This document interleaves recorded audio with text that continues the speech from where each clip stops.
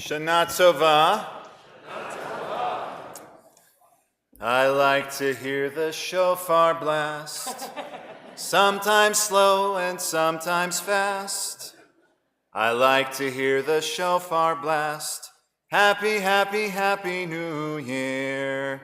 This is the song that we've been singing with our children here at Agudas Achim for the past couple of weeks. Maybe you know the song, perhaps you even sang it or heard it when you were a child. I've got to admit, it's pretty darn catchy. It's always a lot of fun to watch the kids sing this song, because if there's a group that really likes to hear the shofar blast, it's them. I've been blowing the shofar for our children here at the Heinz Preschool after Havdalah and after their Shabbat services on Friday afternoon, and they absolutely love it. You see, when you're a little kid, anything that makes a loud noise is really cool, and anything that makes a loud noise in the synagogue is even better.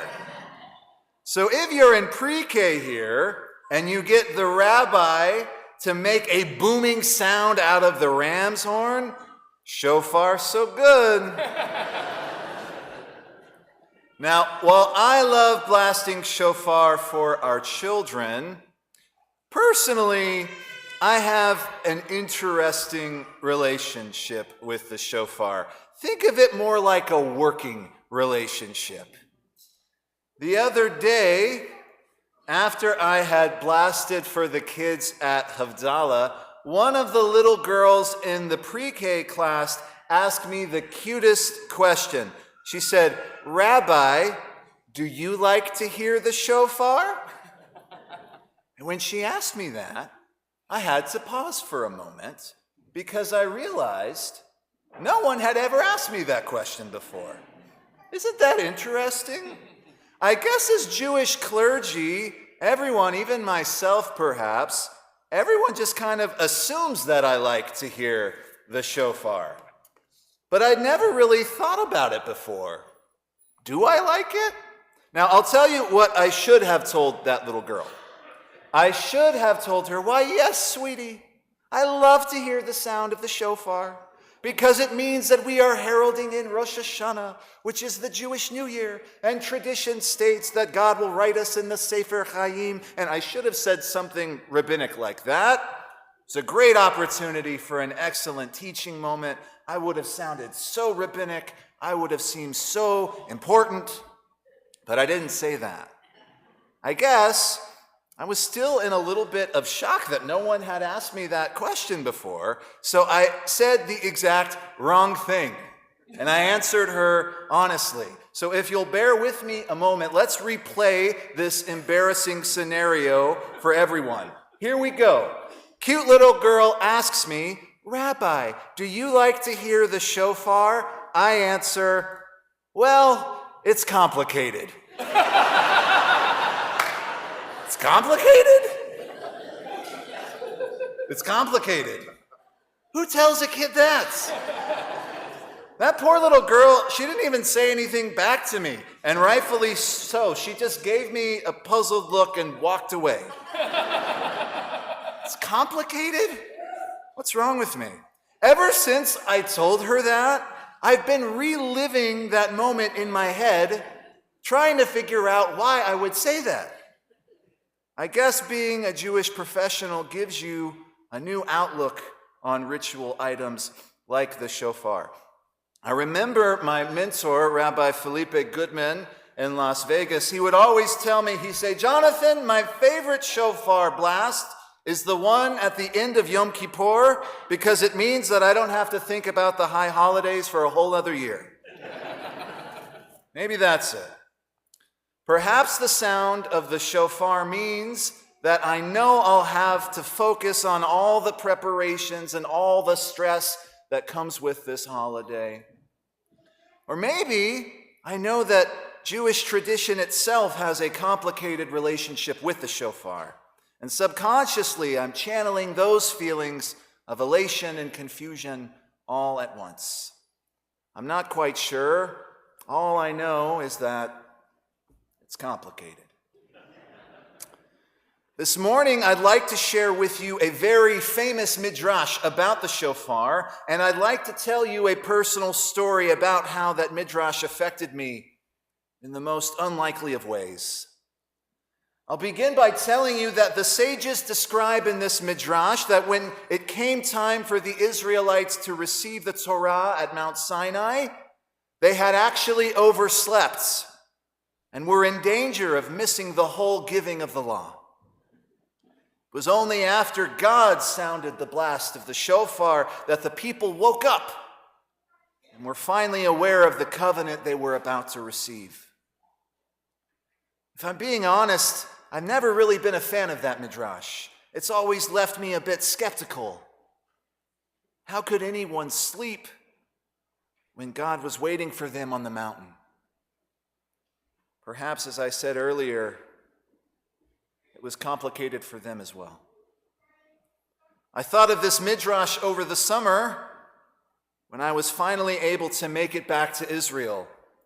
Those of you who know me well know that the land of Israel holds a special place in my heart, and since October 7th, I felt like I needed to return there, not only to visit old teachers and friends of mine, but to get a sense of closure that I felt like I couldn't get there. I couldn't get here in the diaspora. So while I'll be talking more about my Israel trip on Yom Kippur, I think it's important that I share with you this story today. I arrived in Israel via Paris on a Wednesday, and I checked into my Airbnb in the German colony of Jerusalem that afternoon. By the time I had got to the Holy Land, I'd already been in England and France for over a week, so it's safe to say that I was in vacation mode. I know this area of Jerusalem very well because I used to live in this neighborhood when I spent a year studying abroad for rabbinical school. Hours after I landed, I was already having a great time. It was like being in kosher Disneyland. There were excellent restaurants everywhere, so much to do, so much to see. I was buying souvenirs and trinkets for myself and the family, strolling into all the candy shops and cafes to get the best of what the city had to offer. This made for a really fun first day, but I think I overdid it with all the kosher food and shopping, because the next day, all I wanted to do was stay in bed. It was this same day that my good friend Rabbi Sam Rotenberg landed at Ben Gurion Airport. He too was vacationing in Israel, and although I felt yucky, I was excited to see him. You see, even though we both went to the same rabbinical school, our Israel years didn't align, so this was the first time we'd get to be in the Holy Land together. We'd been planning this trip all year, and we were fully expecting for some aspect of our vacation to get canceled because of the conflict with Iran. But when El Al kept our flights, we decided to go ahead with our Israel adventure, but we didn't know what we would expect. How could we know? When Sam arrived at the Airbnb, he was the opposite of jet-lagged. Although he had just spent 17 hours on 3 different flights, he was like wired, just beyond excited to be with me in Israel. I, on the other hand, was still sore. I'd been schlepping around Europe and all over Jerusalem. I was still feeling gross from all the luscious kosher food I'd been eating. And I had also just done a load of laundry, and the only clean shirt I had, I was wearing on my back. I'm embarrassed to tell you this, but here we are. It was a Spider-Man shirt. Keep in mind, I was still on vacation mode. So I sat there, I kind of looked like a big 6-year-old at a kid's birthday party. Anyway, the moment he crossed the threshold of the house we were staying at, Sam starts up with, "Jonathan, we should go to the Kotel." Ugh. When he said that, I kind of winced. It was like he said something offensive. The Kotel? Dude, you just got here and you want to go to the Kotel? I said, "Sam, it's hot outside. I'm a little nauseous. It's going to be crowded. And I'm wearing a Spider-Man shirt. I don't want to go to the Kotel, man. Come on. So at this point, Sam reminded me that we were both rabbis. And the Kotel is the holiest site in Jewish tradition. We're staying in Israel together, yada, yada, yada. I suppose he made a convincing argument. Okay, fine, let's go to the Kotel. And off we went. We took a bus to the old city and we started walking through the Jaffa Gate, and we went through all of the Arab vendors that line the old stone streets. And guys, I was just miserable. I felt gross. I was tired. All I wanted to do was kvetch and complain. Sam, on the other hand, was having a great time. He was buying trinkets from all the shops, talking and bartering, using his bad Hebrew with everyone. He bought some incense. He bought some tea. He bought a random telescope. Meanwhile, I was being really grumpy, and I asserted that all I wanted to do was go back to the Airbnb and take a nap. We finally got to the Kotel Plaza, a site that I've been to many times before, and while I guess I was supposed to feel spiritually uplifted, I was just in a bad mood. It was really hot. I didn't really feel like participating in some Orthodox charade at a minyan that I didn't even want to be at. And to make matters worse, everyone else was seemingly wearing the Hasidic uniform, black on white. And my shirt was red and blue with web-slinging superheroes on it. Stuck out like a sore thumb at the minyan. I went through some of the motions of the Kotel. I took a celebratory Facebook picture, but something just didn't feel right. I tried connecting to God through prayer at that holy space, but spiritually, I was completely turned off. We finally left the Kotel, and I went back home, and I eventually got my well-deserved nap. But I couldn't help but feel like I had missed a big opportunity at the most sacred space in all of our tradition. The next day was Friday, Erev Shabbat, and Sam and I went to the Shuk to get some groceries for dinner. The open-air market was packed with vendors selling all sorts of delicacies.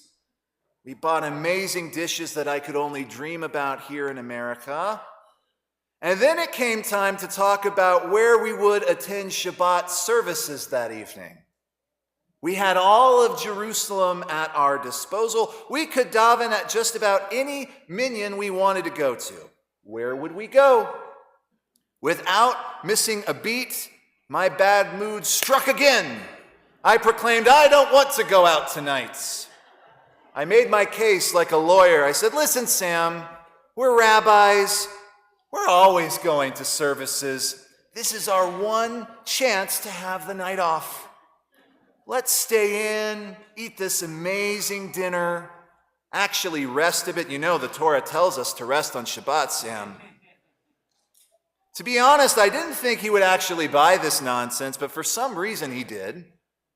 And we did exactly that. We stayed in, and you know what, guys? It was amazing.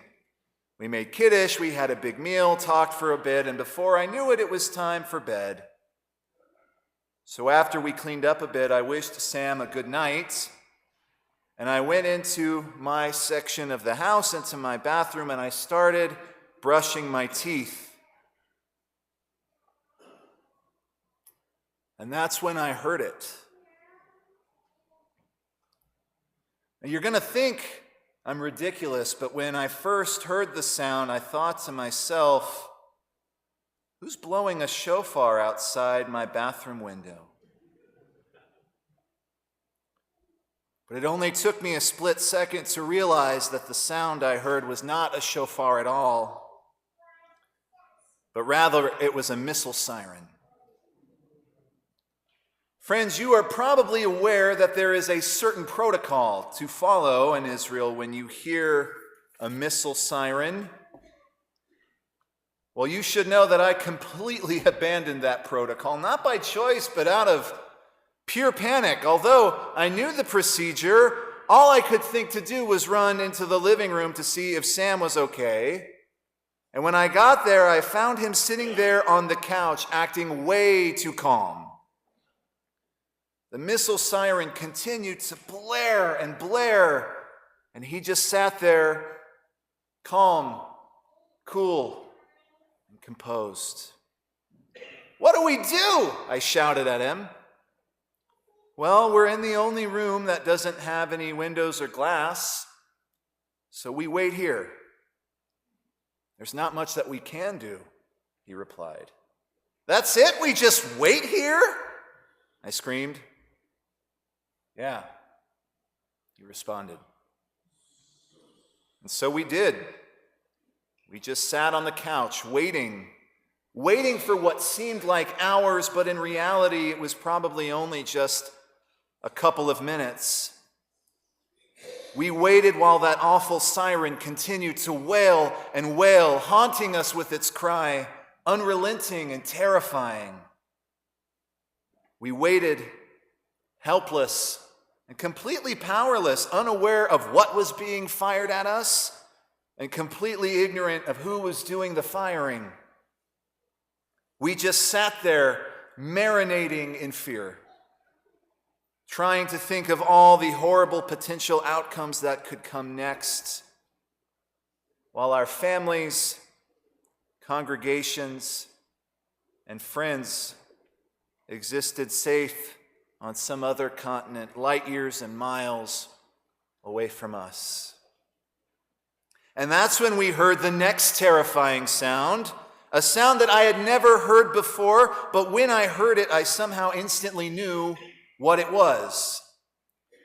It sounded like an explosion mixed with a mid-air collision. Its crash was distant, but it sent still shockwaves through the deepest part of my chest.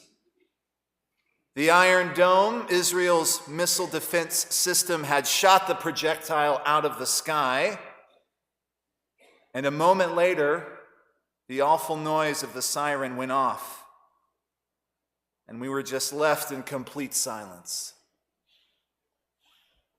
After a moment, when I was finally able to regain my senses, I checked the Times of Israel to see if they had published a story about a missile alert, but I didn't see anything. We didn't know what had happened. We kept checking and checking, nothing. Finally, about 10 minutes later, there was a notification that read, quote, "Houthi missile triggers silence in Jerusalem." But all the article said was that the IDF had shot the projectile down. After I read the news article aloud in the living room, we just sat there in a complete daze, totally in awe that we had just lived through being on the other side of the latest news in the Middle East. I couldn't sleep that night. I lie awake in my bed terrified of what could come next, but thankfully nothing ever came. I thought about the missile siren, now eerily quiet, but how just hours before its shofar-like blast had truly woken me up. Like the Israelites in the Midrash I told you about earlier, I suppose I too had been asleep, not literally, but spiritually. My own discontent had put me in a daze for the past 2 days while I was in Israel. And although I had been critical of the people in the Midrash for sleeping in when God was on the mountain, I too had spiritually dozed off while I was at the Kotel, the very spot we're told that God once dwelled on earth. Perhaps the siren was my shofar, my wake-up call. Maybe this was God's way of telling me to open my eyes and really take a look at what's going on in the world and what's going on in my own heart. Dear friends, on Rosh Hashanah, we gather here in the synagogue, and our tradition tells us that we are required to listen to this ancient, haunting, and powerful sound. Its cry is not musical. It's not beautiful in the classic sense. It's raw. It's piercing. It doesn't soothe the soul. It shakes it. And that is exactly the point. The shofar is not meant to be background music for a comfortable holiday. The shofar is meant to disrupt us, to shake us, to wake us up. The Rambam, Maimonides, writes in his Hilchot Teshuvah, his laws of repentance, he says, quote, even though the sounding of the shofar on Rosh Hashanah is a decree from the Torah, there is a hint in it. Awake, you sleepers, from your sleep, and you slumberers from your slumber. Examine your deeds and return to God in repentance. So you see, my friends, the shofar is our alarm clock. But it's not waking us up from physical sleep. It's waking us up from spiritual sleep. When the shofar blows, it asks some uncomfortable but necessary questions of us. What have I been ignoring in my life? What habits, grudges, or fears have lulled me into a spiritual slumber? Whose suffering have I become blind to? What parts of myself need to be awakened to feel, to act, to return to God? But the shofar is not only a personal wake-up call, it's a communal one. Keep in mind, all of Am Yisrael heard it together at Mount Sinai. And when we hear the blast now, we must not only ask, how can I grow? But we should also ask, who have I neglected? The shofar cries out for the poor who go unnoticed. It cries out for the lonely who sit in silence. It cries out for a world that needs more kindness, more justice, more mercy. Perhaps most importantly, the shofar's cry is a reminder of God's love for us. Its sound is an echo from the Jewish people's ancient past, reminding us of an unchanging promise that Hashem made to our ancestors, that God will love us despite how we feel. Friends, I pray this year that the shofar can call us to look beyond ourselves, to see the people around us, to listen, to care, to lift them up. We live in a time where it's easy to become numb to the news, to suffering, even to each other. But friends, the shofar will not let us turn away. So my dear congregation, I ask you today, as the shofar sounds, don't hit the snooze button. Don't roll over for another year of spiritual sleep. Wake up. Wake up to your life and to your soul, to your neighbor, and to your purpose. Let the sound of the shofar shake you.